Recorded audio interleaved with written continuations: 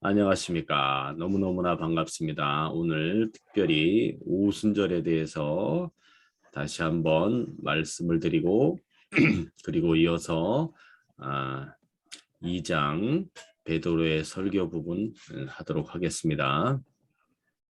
오순절의 뜻은 뭐냐면 오순이라는 것은 50을 말한다고 그랬죠. 50을 말한다고 그랬어요. 그래서 이 오라는 게 헬라어로 펜테입니다. 펜테. 헬라어로 펜테. 그래서 헬라식의 표현이에요. 펜테코스트라고.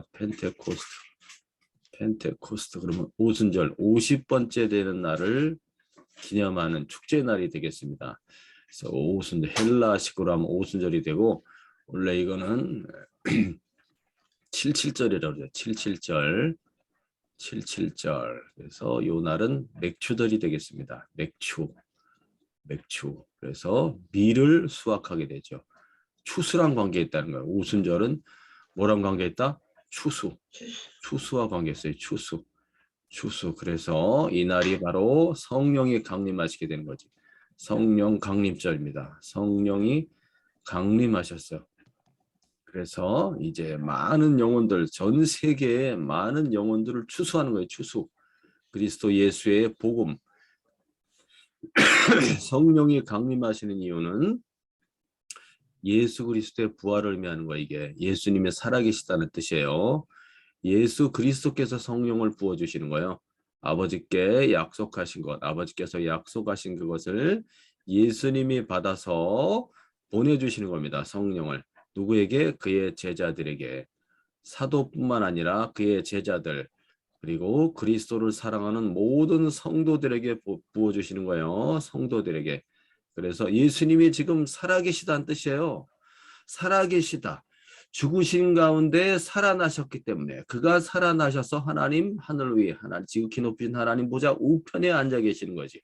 그분이 지금 성령을 부어주고 계신 거예요. 부어주시고 계신다는 거예요. 그 성령은 예수 그리스도의 영입니다. 예수의 영이에요. 예수의 영. 예수의 영이 되겠어요. 성령이. 하나님 아버지 영이면서 예수의 영. 그래서 그리스도의 부활을 의미하는 거예요. 성령이 확 부어짐으로써. 자, 그래서 성령이 부어졌어요. 자, 확대를 좀 해보겠습니다. 성령이 부어져서 어떻게 됐어요? 오순절날 강력한 성령이 임하였는데 그 강력한 성령이 임하여서 어떻게 됐습니까? 강력한 성령이 임하여서 후련히 하늘로부터 급하고 강한 바람 같은 소리, 바람 같은 소리, 그 다음에 불의 혀가 갈라지는 불, 그리고 모든 사람에게 임하여서 그 사람들이 뭘 했다고 그랬어요? 방언을 했다고 그랬지. 방언. 여러 나라의 언어로 성령의 말하게 하심을 따라 말하기를 시작했다고 그랬죠. 이것이 성령 강림의 특징이에요. 특징. 바람, 성령을 의미합니다. 불, 성령의 권능과 능력을 의미합니다. 방언, 이제 여러 나라의 언어로 말하게 됨으로써 많은 사람이 이걸 듣게 됐다고 그랬죠.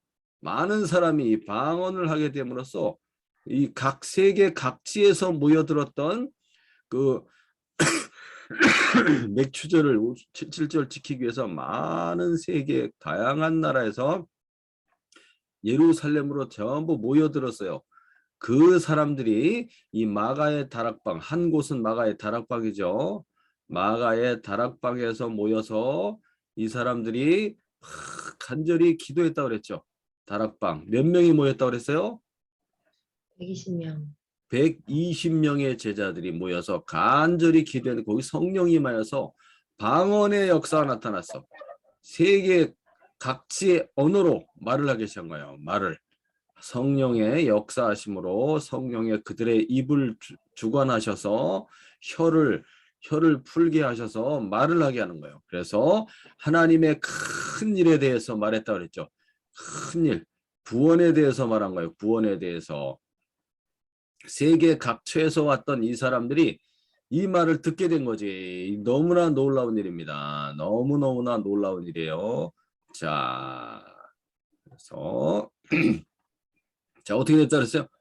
세계 각처에서 왔다 그랬지. 세계 각처에서. 이거 보세요. 세계 각처에서 세계 천하 각국에서 이 사람들이 큰 무리가 모여들기 시작했지. 그 방언 소리를 듣고 각자 자기의 방언을 들었다고 그랬어요. 이 방언은 그 사람들이 태어난 곳이에요. 태어난 곳. 이 소리가 들릴 수가 없어 지금. 태어난 곳인데 바데, 메데, 엘람, 메소포타미아, 유대, 갑바도기아, 본도, 아시아. 자, 바데, 메데, 엘람 여기는 페르시아를 가리키고 메소포타미아 여기는 바벨론을 가리키고 갑바도기아, 본도, 아시아, 부르기아, 밤빌리아 여기는 전부 소아시아를 가리키며 그리고 남쪽 아프리카, 북아프리카, 애국과 구레네 가까운 리비아를 가리킵니다. 리비아. 이 구레네 대단히 중요합니다. 구레네가 앞으로 많이 나옵니다. 그리고 유럽의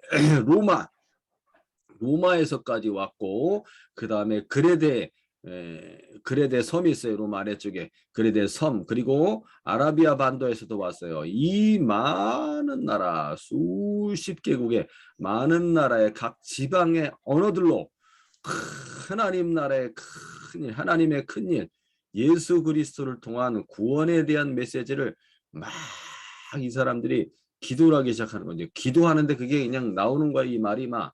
그래서 뭐 몇 분 하고 만 게 아니고 몇 시간 한나절을 기도한 거예요. 몇 시간 기도하게 돼 성령 받으시면 알아요. 성령 임하시게 되면 몇 시간이 그냥 금방이야. 금방 몇 시간을 기도하게 돼 있어요. 밤새도록 기도합니다. 밤새도록.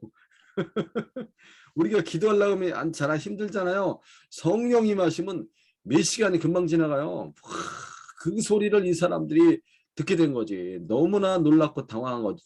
도대체 이게 무슨 일이냐 이거야. 어떻게 우리가 태어난 곳에서 그 말을 지금 저 사람들은 갈릴리 사람들이 어떻게 이 말을 할 수가 있냐 이거지. 놀라운 기적이 일어났어 지금 기적. 이 방언의 역사가 나타난 거예요. 지금 엄청난 거예요. 이게 도대체 이게 무슨 일이냐 이거지. 이 기적은 표적입니다. 표적이 일어난 거야. 도대체 이게 뭐지? 이게 뭐지? 그래서 베드로가 이것에 대해서 설명을 해주는 거예요. 설명. 베드로의 설교가 대단히 중요합니다. 설명을 쫙 해주는 거야. 도대체 이게 무슨 일이냐. 그래서 베드로가 설교했다 그래. 베드로의 설교. 자, 베드로가 뭐라고 설교했나 보겠어요. 자,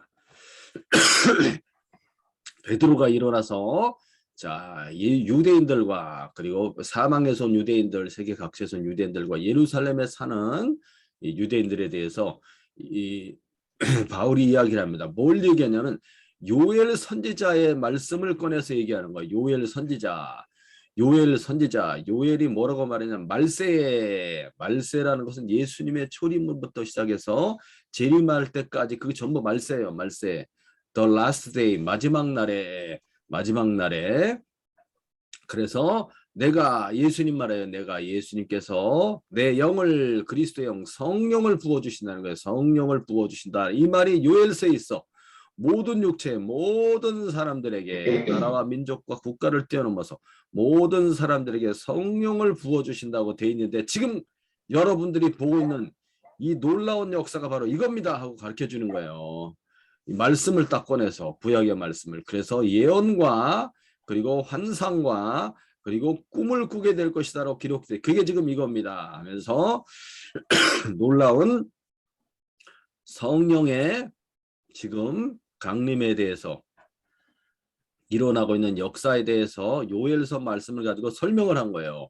그러면서 이제 마지막 때 예수님이 재림하시는 그 마지막 때가 되면 기사와 징조가 나타나는데 그게 바로 피와 불과 연기다라는 것을 알려줍니다. 예수님도 이걸 말했어요. 저기 마태복음 24장에 피와 불과 연기는 뭘 가리키냐면 큰 재앙을 가리켜요. 재앙을 가리켜요. 재난과 그리고 뭘 가리켜? 전쟁을 가리키는 겁니다. 전쟁.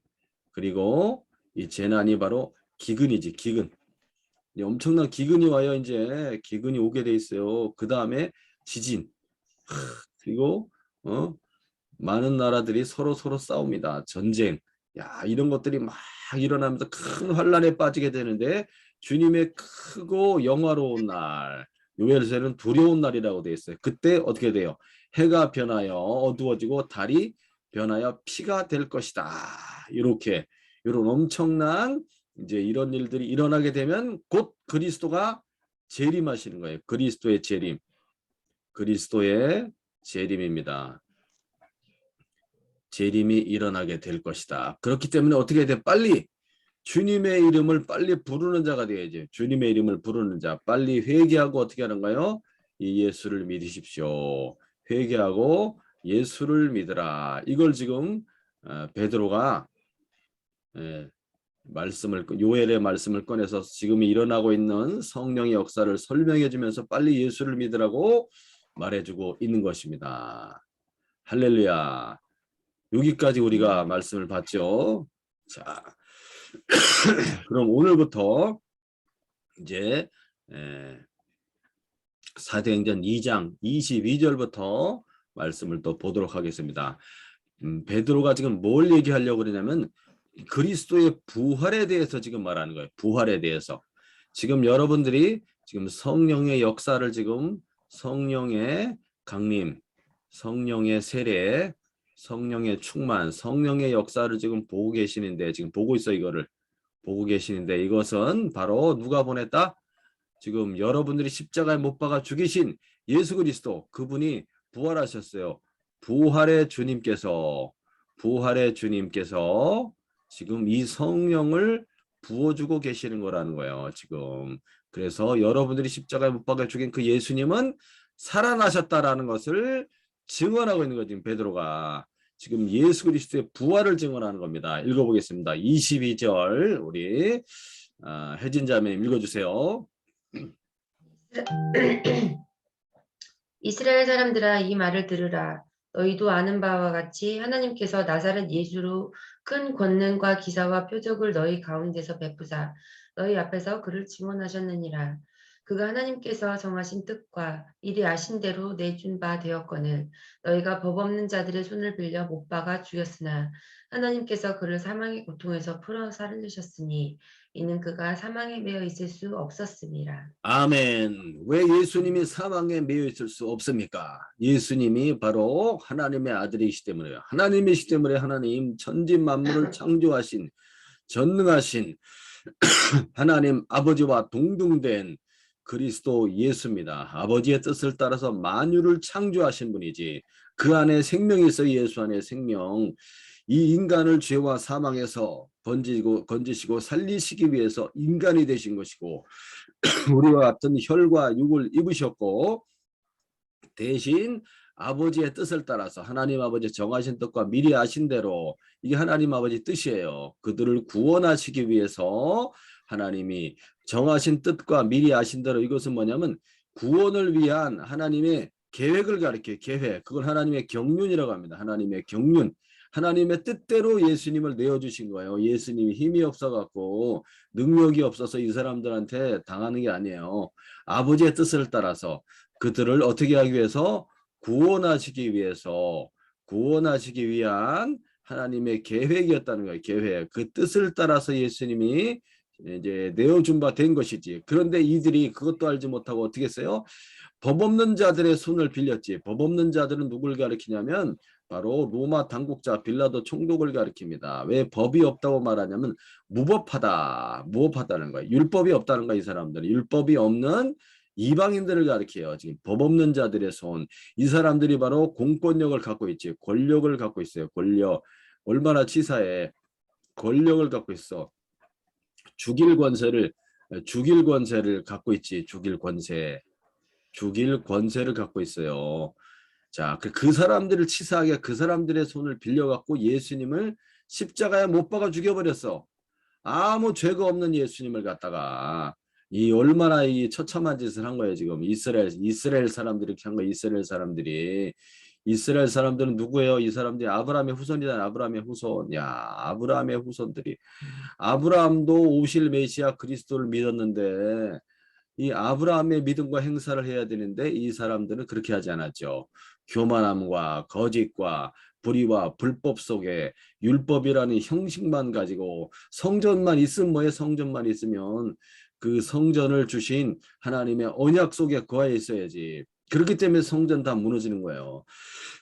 자, 이 사람들에게 이 사람들도 너희도 아는 바와 같이 하나님 아버지께서 나사렛 예수를 보내셨잖아요. 보내셔서 그가 메시아인 것을 증언하셨어요. 하나님 아버지께서 친히 무엇을 보내셨어요? 예수님에게 성령을 부어주셨지. 예수님에게 성령으로 기름 부어졌어요. 예수님에게 세례받을 때 성령 임하였잖아요. 예수님에게 성령을 부어주심으로써 큰 권능과 기사와 표적이 예수님께로부터 나타났지. 그래서 예수님이 나사렛 예수가 뭐라는 거예요? 그분이 바로 그리스도라는 거예요. 그리스도. 구약에서부터 그렇게 약속하였던, 오실 것이라고 약속하였던 그리스도 메시아라 했던 거지. 근데 그걸 알아보지 못하고 예수님 죽여버렸어. 그러나 그것은 하나님의 뜻이었다. 그래서 그를 하나님 아버지께서 무엇을 부어서? 성령을 부어. 성령, 생명의 영입니다. 성령을 부으심으로써 사망을 당한 그리스도의 육체를 어떻게 했어요? 그 사망의 고통에서, 이 고통은 뭐냐면, 사망의 고통은 덫과 같아. 덫 알죠? 덫. 올가매는 거. 올가매는 그 덫으로, 사망의 덫으로 예수님이 묶였지. 사망을 당하여. 그 고통에서 어떻게 했어요? 하나님 아버지께서 생명의 영, 성령을 부으셔 사망을 당한 그리스도의 몸을 풀어버렸어요. 사망에서 풀어버렸어요. 사망의 올무에서, 굴레에서 확 풀어내셨어. 그래서 예수님이 다시 살아나셨지. 그의 몸이 죽임을 당한, 사망을 당한 그의 몸이 영원히 죽지 않는 몸으로 확 변화되어 살아났습니다. 그래서 사망에 매여 있을 수가 없다는 거지. 사망에서 이 생명으로 변화되어 일어나지 못하면 그 메시아가 아니에요. 그거는 하나님 아들이 아닙니다. 하나님 아들은 만유의 주관자의 생명의 창조자예요. 그분이 당연히 사망을 이겨야지. 생명의 능력으로. 그래서 하나님의 아들로 부활하심으로 하나님의 아들로 인정되시는 거예요. 만민 앞에. 그래서 예수는 사망에 매여 있을 수 없다. 예수님이 부활하신 증거가 무엇입니까? 예수님이 부활하였다는 증거가 뭡니까? 바로 예수님의 부활을 목격한 사도들과 수많은 제자들이지. 또 지금 여기서 이 놀라운 기적을 보고 있는 이 사람들에게 나타난 성령, 성령의 역사, 성령의 부어주심, 이것이 바로 예수님이 부활하셨다는 표적입니다. 이 성령의 강림은 예수님의 부활의 표적이에요. 부활의 표적. 예수님이 부활하셨다는 표적이 바로 성령의 강림입니다. 할렐루야. 예, 성령의 강림이에요. 그래서 이것을 지금 이 사람들이 보고 있다는 거지. 지금 여러분들에게 이 많은 놀라운 역사와 이 사건은, 이 놀라운 사건 표적은 지금 예수님이, 여러분들이 십자가에 못 박아 죽인 예수님이 다시 살아났다는 증거입니다. 이걸 지금 말해주고 있다는 거예요. 할렐루야. 자, 그래서 이제 또 이어서 말씀을 쫙 전해지고 있어요. 자, 뭐라 그랬습니까? 그리스도의 부활에 대해서 다윗의 예언의 말씀을 이제 또 베드로가 알려줍니다. 다윗의 시편 말씀을 인용해서 쫙 알려지는 거예요. 한번 읽어보도록 하겠습니다. 25절부터 우리 다메자매님 읽어주세요. 다윗이 그를 가리켜 이르되 내가 항상 내 앞에 계신 주를 배웠으며 나로 요동하지 않게 하기 위하여 그가 내 우편에 계시도다. 그러므로 내 마음이 기뻐하였고 내 혀도 즐거워하였으며 육체도 희망에 거하리니 이는 내 영혼을 음부에 버리지 아니하시며 주의 거룩한 자로 썩음을 당하지 않게 하실 것이미로다. 주께서 생명의 길을 내게 보이셨으니 주 앞에서 내게 기쁨이 충만하게 하시리로다 하였으므로 형제들아 내가 조상 다윗에 대하여 담대히 말할 수 있노니 다윗이 죽어 장사되어 그 묘가 오늘까지 우리 중에 있도다. 그는 선지자라 하나님이 이미 맹세하사 그 자손 중에서 한 사람을 그 위에 앉게 하리라 하심을 알고 미리 본 고로 그리스도의 부활을 말하되 그가 음부에 버림이 되지 않고 그의 육신이 썩음을 당하지 아니하시리라 하더니 아멘. 자, 다윗의 시편 16편 말씀에 16편 말씀을 인용해 가지고 다윗이 16편 말씀에서 뭐라고 말했냐면 내가 항상 내 앞에 계신 주를 본다고 그랬죠. 항상 내 앞에 계신 주님을 봅니다. 이 주님이 예수님의 예수님. 주님이 예수님이야. 예수님을 본다는 뜻이에요. 예수님. 그 주님이 뭐라고 그가 내 우편에 계시도다. 할렐루야. 그가 내 우편에, 예수님이 어디에? 하나님 아버지 보좌 우편에 앉아 계시는 거지. 그게 지금 이 시편 16편에 나와 있다는 얘기예요. 자, 그러면서 내 영혼을 음부에 버리지 아니하시며, 내 영혼을 음부에 버리지 아니하시며. 자, 예수님이 가르쳐. 예수님을 음부의 사망에 버리지 아니하시며 주의 거룩한 자를 어떻게 썩음을 당치 않게 하신다. 부활을 의미했다. 부활. 시편 16편이 그리스도의 부활을 얘기하고 있어요.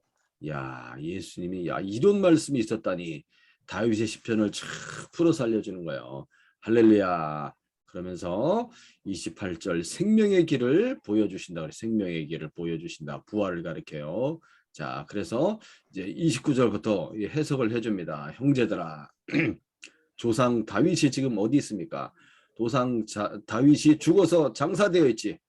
죽어서 그의 무덤이 있잖아요. 그의 묘가 있잖아. 그의 묘가 어디에 있냐면 그의 묘가 예루살렘 안에 있어요.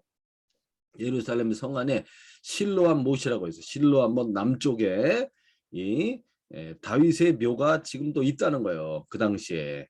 자, 그러니까 지금 이 다윗의 시편의 얘기는 다윗을 말하는 것이 아니라는 거죠. 그래서 그 다윗은 선지자였다.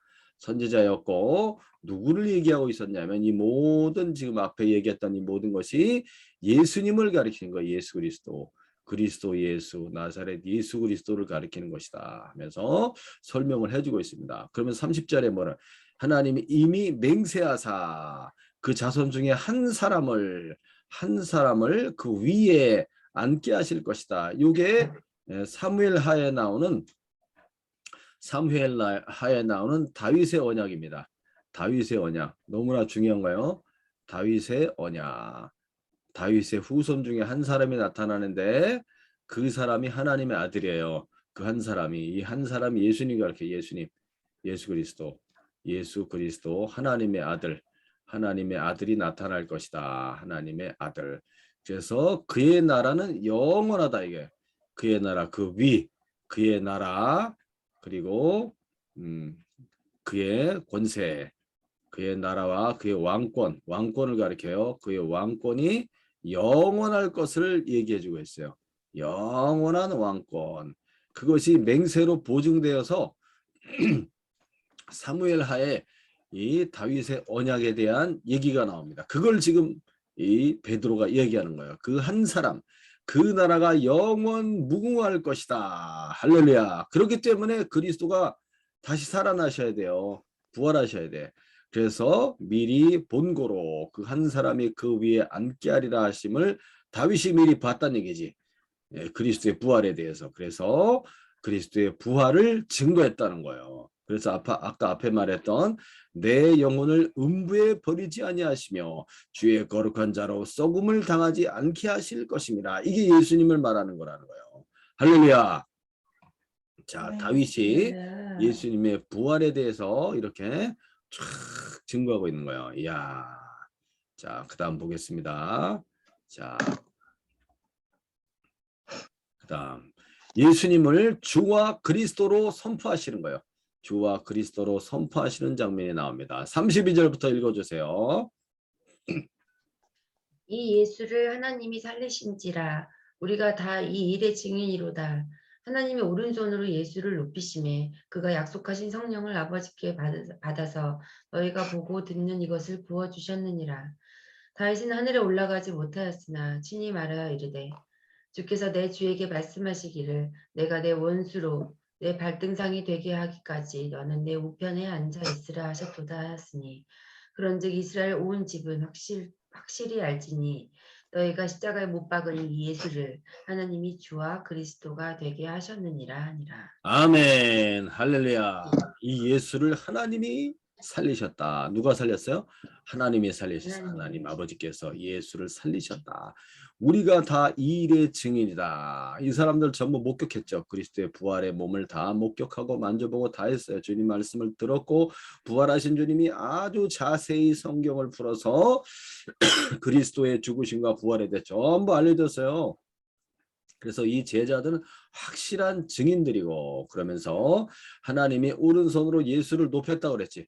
오른손으로 하나님의 권능을 가리켜요. 오른손으로 예수를 높였다는 뜻은 뭐냐면 그리스도의 부활을 의미합니다. 부활 승천. 예수님을 높이심에, 예수님을 높였다는 것은 예수님의 몸의 부활과 승천과 그리고 영광을 가리킵니다. 이것을 예수의 승기라고 한다. 승기. 예수님에게 높이 올라가셨어요. 그래서 예수님 올라가는 거 봤어요, 못 봤어요? 예수님 올라가는 거 봤어요. 봤잖아요. 봤어요. 승천하시는 거 어디서 봤어요? 그 감람산, 감람산 그 배단이 앞에 거기서 예수님이 쫙 몸이 떠서 쫙 올라가는 거 봤지. 예, 예, 예수님이 승천하신 것도 봤어요. 그리고 어디로 갔냐면 높이 하늘 위에 하나님 아버지 보좌 우편에 앉아 계시지, 예수님께서. 그 일에 대해서 다윗이 시편에서 다 증언하고 있는 거예요. 다윗이 그 시편에서 내가 내 원수로 내 발등상 되게 하기까지 너는 내 우편에 앉아 있으라. 요 35절 말씀 있죠. 요게 바로 시편 110편 1절 말씀이에요. 110편 1절. 시편 110편 1절에 이 말씀이 나와. 이게 바로 지금 다윗을 말하는 것이 아니고 이것은 하나님의 아들 예수님을 말한다는 것을 지금 베드로가 풀어서 알려주고 있습니다. 할렐루야. 자, 높이 올라가신 이제 승천하신 예수 그리스도가 이제 무엇을 보내주시는 거예요? 무엇을 보내주시냐면 약속하신 성령. 약속하신 성령. 누가 약속했어요? 아버지께서 약속했지. 아버지께서 아까 아버지께서 약속했다 그랬죠. 아버지 하나님께서 주시겠다고 약속한 거야. 누구의 요청에서? 아들의 요청. 아들 대신 예수 그리스도의 요청에 의해서 성령을 보내주시는 거예요. 왜 예수님이 성령을 부어주려고 이렇게 요청하고 아버지께서 부어주시는 거예요? 왜 약속하신 성령 왜 부어주는 거예요? 왜 부어줘요? 성령을? 예수님이 안 계셔. 지상에 지금 가셨어. 다 사형받지 가셨기 때문에 이제 너희를 고아와 같이 버려두지 아니하리라. 고아와 같이 버려두지 아니하리라. 그래서 내 성령을 보내줌으로써 그 성령이 내가 너희 그동안 가르치고 분부한 모든 것을 어떻게 하리라? 생각나게 하리라. 생각나게 하는 거야. 성령이 들어오시는 거야. 성령이 부어짐으로써 우리의 영이 하나님 아버지께로부터 새롭게 태어나게 되는 거죠. 자, 분명히 업그레이드를 했는데 또 10분 있다 종료된다는 메시지가 뜨네요. 돈 다 냈는데. 결제됐나 보세요. 돈 다 냈는데요, 그래?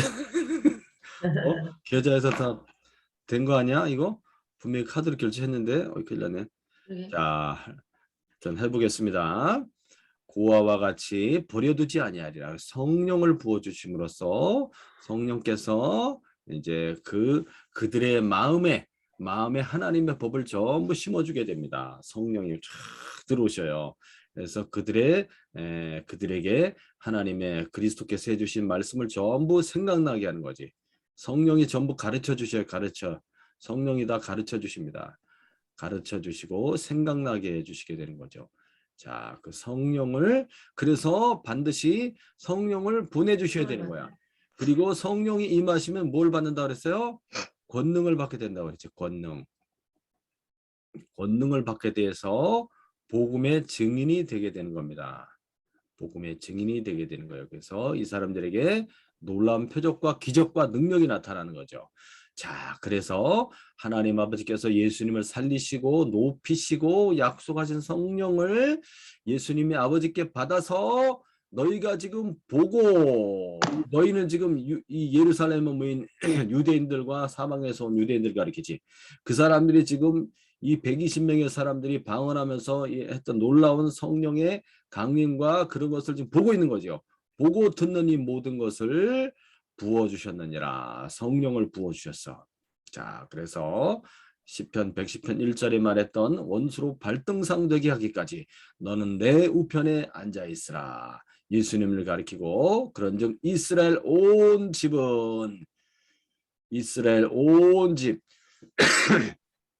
유대와 사마리아와 땅끝까지 유대와 사마리아에 사는 모든 이스라엘 온 집은 확실히 알아라. 너희가 이 사람들이 십자가에 못 박았지. 예수님 십자가에 못 박은 자들이 누구예요? 예수님 십자가에 못 박은 자들 유대인들이지. 유대인 전체를 가리켜요. 유대인들이 어떻게 했어요? 예수님 십자가에 못 박았지. 유대인들 대제사장들을 비롯하여 누구예요? 누가 그랬어요? 대제사장들을 비롯하여 그 다음에 서기관 바리새인 율법사 이 공회원들이지. 강력한 종교적 권력을 갖고 있는 지도자들 그리고 그 사람들의 결정에 의해서 어떻게 했어요?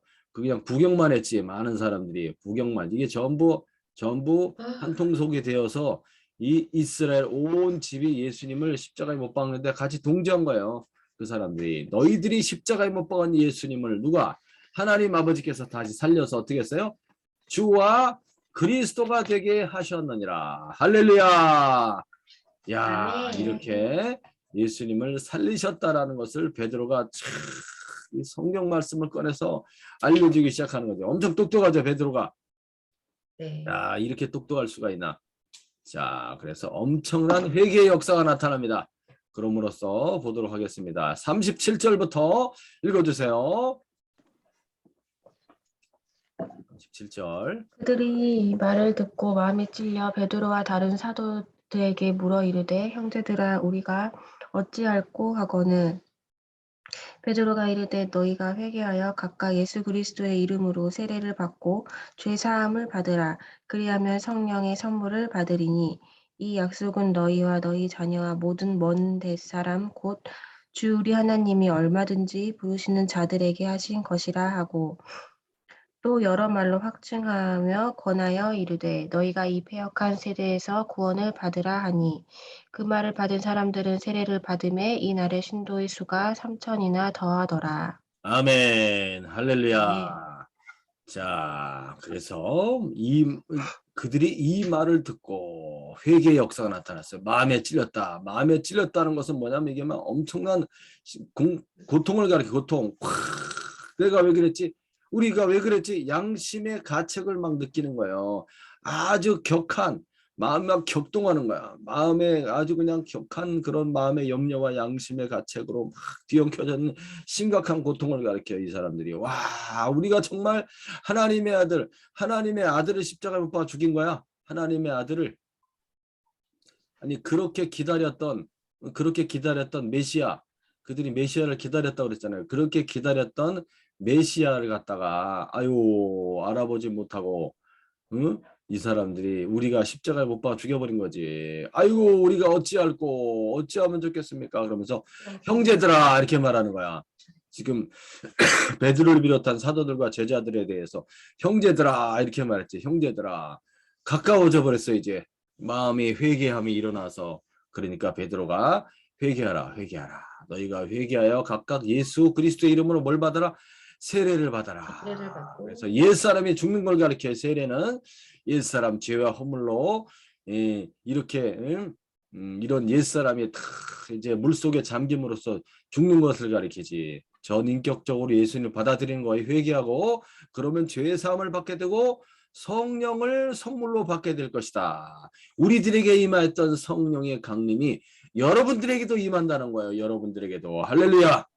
사도들에게만 임한 게 아니라 성령이 믿는 모든 자에게 진심으로 회개하고 세례를 받고 죄 사함을 얻으며 주님을 사랑하고 주님의 뜻대로 살기를 원하는 그 사람들에게 성령이 부어지게 돼 있어요. 그래서 이 약속이 뭐냐? 성령을 보내주시겠다는 약속은 너희와 그리고 너희 자녀들과 모든 먼 데 있는 사람 누구예요? 먼 데 사람. 이 먼 데 사람은 이방인들 가르쳐 이방인들까지 우리 하나님이 얼마든지 부르시는 자들에게 하나님께서 부르시는 모든 자들에게 그 사람들이 유대인이건 그 사람들이 이방인이건 상관없이 다 하나님이 부르시는 모든 사람들에게 무엇을 준다?